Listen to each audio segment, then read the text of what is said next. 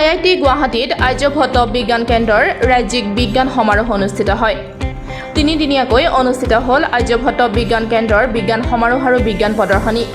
অনুষ্ঠানত উপস্থিত বিজ্ঞান আৰু প্ৰযুক্তিবিদ্যা বিভাগৰ মন্ত্ৰী কেশৱ মহন্ত, বিভাগীয় সচিব লয়া মাধুৰী, সঞ্চালক কিমনে চাংছন, IIT গুৱাহাটীৰ অধ্যাপক পি পুনিয়ামূৰ্তি, আৰ্যভট্ট বিজ্ঞান কেন্দ্ৰৰ সঞ্চালক জয়দীপ বৰুৱা আৰু কেইবাগৰাকীও বিশিষ্ট ব্যক্তি।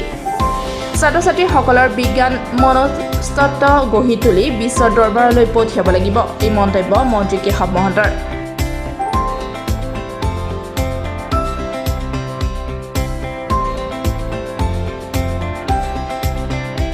আৰু সেই সা-সঁজুলিখিনি আপোনালোকে ব্যৱহাৰ কৰিব বুলি আশা ৰাখিছোঁ আৰু তাৰ দ্বাৰা উপকৃত হ'ব বুলি ভাবিছোঁ।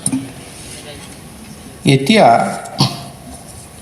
আমাৰ আজিৰ দিনটোত বিভাগ হিচাপে আমি চাবলৈ গ'লে আৰ্যভট্ট বিজ্ঞান কেন্দ্ৰটি আমি তেওঁলোকৰ কাম কাজ ইয়াত নিৰ্মাণৰ কাম হৈ আছে।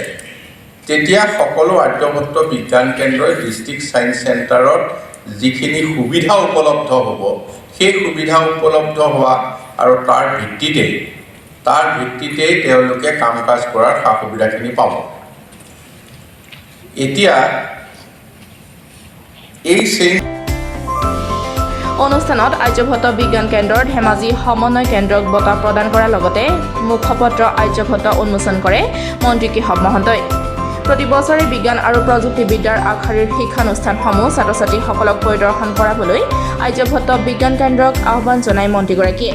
এই ক্ষেত্ৰত অসম চৰকাৰৰ পৰা যাৱতীয় সহযোগিতাৰো আশ্বাস দিয়ে মন্ত্ৰী কেশৱ মহন্তই।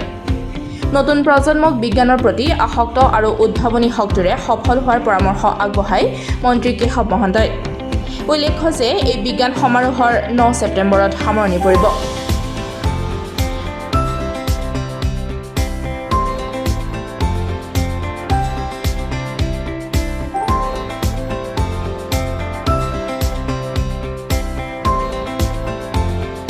উত্তৰ গুৱাহাটীৰ পৰা মধুমাধৱ দাসৰ ৰিপৰ্ট, প্ৰাতঃ টাইম।